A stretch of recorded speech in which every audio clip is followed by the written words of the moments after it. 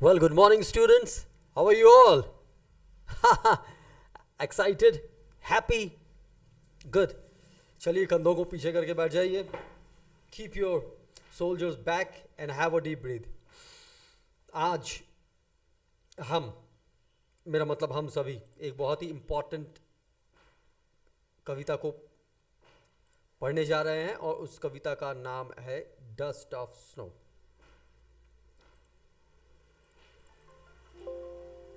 And this is written by Robert Frost. प्यारे बच्चों, आज मैं आपको ये जो बहुत ही सुंदर कविता है, बड़ी छोटी सी है, 2 स्टैंजा है इसमें, कुछ ज़्यादा नहीं है, उसके बारे में एक्सप्लेनेशन दे रहा हूँ. रॉबर्ट फ्रॉस्ट का जन्म जो है, उसको जो रचयिता है रॉबर्ट फ्रॉस्ट, 26 मार्च 1874 को सैन फ्रांसिस्को में हुआ था. न्यू हैम्पशायर में खेती में कोशिश करने और विफल होने के बाद फ्रॉस्ट और उनकी पत्नी एलिनोर मिरियम 1912 में चले गए. यहाँ Frost Edward Thomas, Rupert Brooke और रॉबर्ट ग्रेव्स, बच्चों ये बहुत ही महान कवि हैं ब्रिटेन के, जैसे समकालीन ब्रिटिश कवियों से मिले और प्रभावित हुए थे. फ्रॉस्ट की कविता मुख्य रूप से न्यू इंग्लैंड के जीवन और परिदृश्य से जुड़ी हुई है और वह परंपरागत कवि था, अर्थात ऐसी कविताएं लिखता था जो परंपरा से चली आ रही थी. मतलब जैसे कि पहले लोग लिखते थे, उन्हीं जो शैली को वो आगे बढ़ा रहा था. रॉबर्ट फ्रॉस्ट की रचनाएं अमेरिका में प्रकाशित होने से पहले इंग्लैंड में प्रकाशित हो चुकी थी. ग्रामीण जीवन के यथार्थपूर्ण चित्रण और अमेरिकी देशज भाषा पर अधिकार की वजह से उन्हें साहित्य जगत में बहुत सम्मान मिला. उनकी गिनती 20वीं सदी के सबसे लोकप्रिय और समीक्षकों द्वारा सम्मानित कवियों के रूप में की जाती है. फ्रॉस्ट को उनके लेखन के लिए ढेर सारे सम्मान मिले. प्यारे बच्चों, सिर्फ कविता लेखन के लिए ही फ्रॉस्ट को 4 बार पुलिट्जर प्राइज से सम्मानित किया गया. बच्चों, पुलिट्जर प्राइज जो है ये साहित्य जगत में दिया जाने वाला एक महान पुरस्कार है. Now let's talk. ये तो हमने बातें की रॉबर्ट फ्रॉस्ट के बारे में. इसके बाद बातें करते हैं पोएम के बारे में. हाँ, पोएम का नाम है डस्ट ऑफ स्नो. माना जाता है कि अब रॉबर्ट फ्रॉस्ट द्वारा डस्ट ऑफ स्नो के रूप में जाना जाने वाली कविता लंदन बुध के दिसंबर 1920 के अंक में फेवर शीर्षक के साथ प्रकाशित हुआ था. हाँ जी, देखो, अमेरिका में प्रकाशित होने से पहले जो है रॉबर्ट फ्रॉस्ट की जो कविताएं हैं वो लंदन में प्रकाशित हो चुकी थी. इस कविता को बाद में येल समीक्षा के जनवरी के 1920 के अंक में स्नो डस्ट शीर्षक के तहत पुनः मुद्रित किया गया था, अर्थात पब्लिश किया गया था. आखिरकार इसे फ्रॉस्ट द्वारा कविताओं के प्रसिद्ध संग्रह न्यू हैम्पशायर नामक में संग्रहित किया गया था, जिसे वर्ष 1923 में प्रकाशित किया गया था.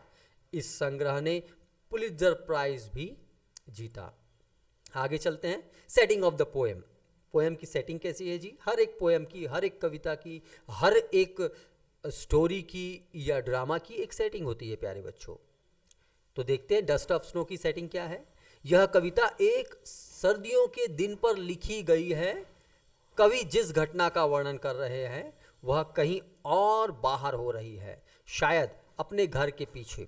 यह स्पष्ट है क्योंकि वह एक हेमलॉक पेड़ के ऊपर बर्फ का उल्लेख करते हैं, एक शंकुधारी पेड़ जो आमतौर पर पूरे उत्तरी अमेरिका में पहाड़ियों पर उगता है. Dust of snow summary bye Robert Frost. देखिए, फर्स्ट स्टैंजा, केवल 2 स्टैंजा है इसमें. तो फर्स्ट स्टैंजा क्या कर रहा है? The way A crow shook down on me.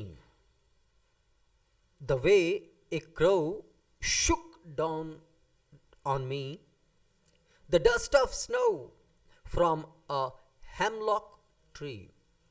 देखिए बच्चों, इसकी राइम्स कैसी है.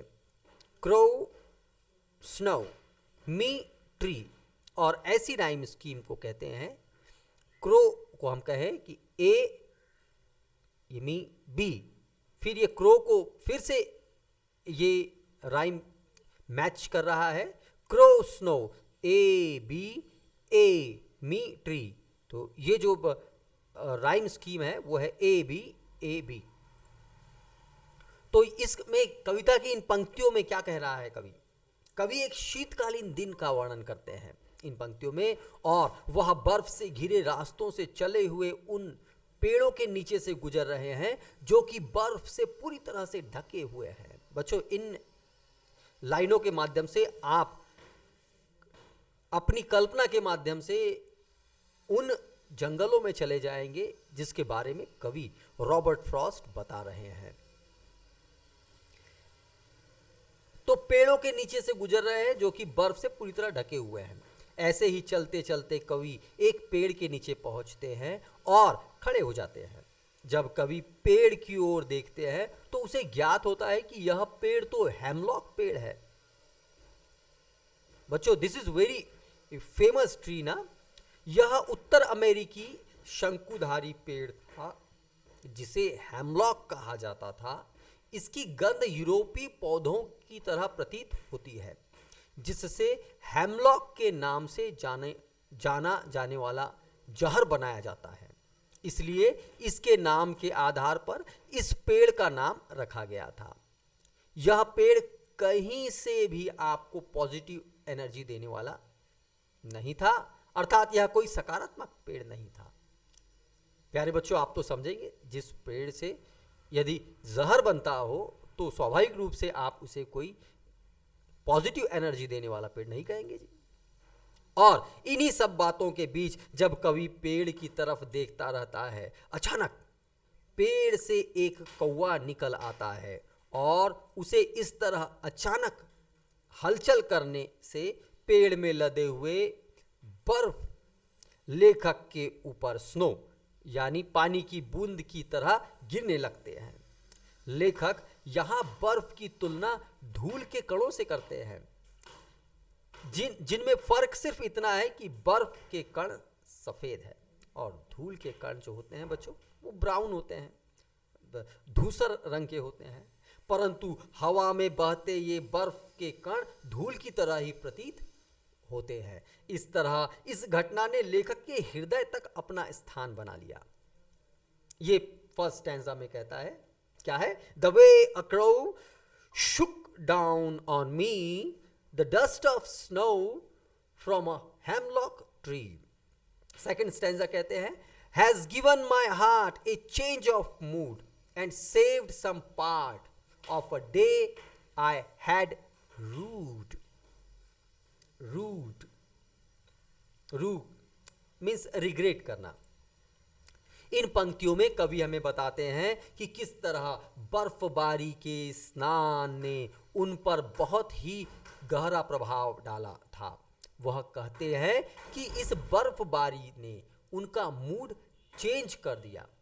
उस दिन वह एक सुस्त या निराशाजनक मनोदशा में थे और उस पर बर्फबारी गिरने से अचानक उनके दिल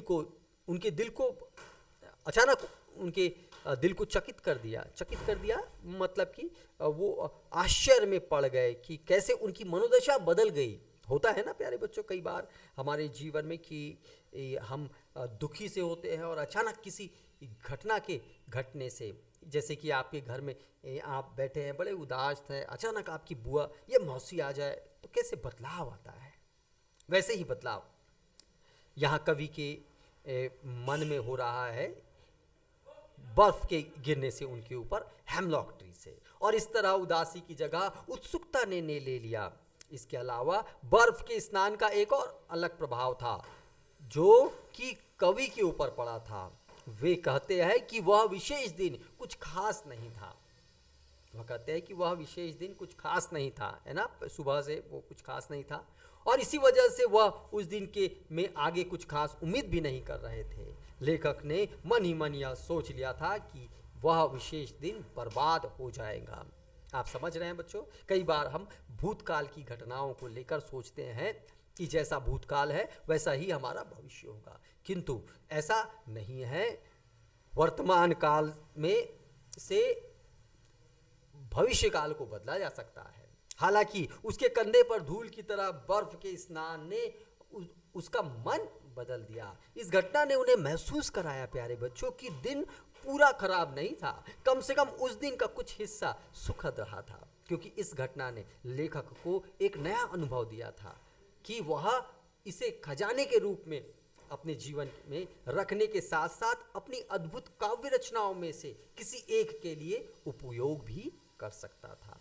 तो आप लोग समझ रहे हैं प्यारे बच्चों, क्या संदेश डस्ट ऑफ स्नो के माध्यम से कवि देना चाहता है आपको और मुझको। वो हमें सकारात्मकता के बारे में बताना चाहता है। और ये छोटी कविता यहीं पर समाप्त हो जाती है प्यारे बच्चों। आशा करता हूं कि आपको ये समझ में आ गई होंगी, है ना। एक बार फिर से हम वापस जाएंगे और एक कविता की लाइनों को देख लेंगे। नंबर 1 स्टैंजा कहता है, the way a crow shook down on me the dust of snow from a hemlock tree। बच्चों, ये जो क्रो है और हेमलॉक ट्री है, ये कोई बहुत बड़े पॉजिटिव साइन नहीं है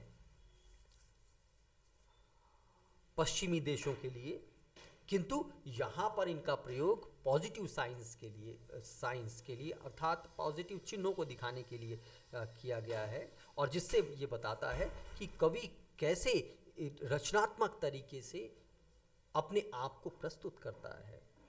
कवि की जीवनी में भी हमने पढ़ा कि वे पहले एक किसान के रूप में असफल हो गए थे, किंतु हमारी पहले की असफलता ये नहीं बताते कि हमारा जीवन आगे भी असफल होगा।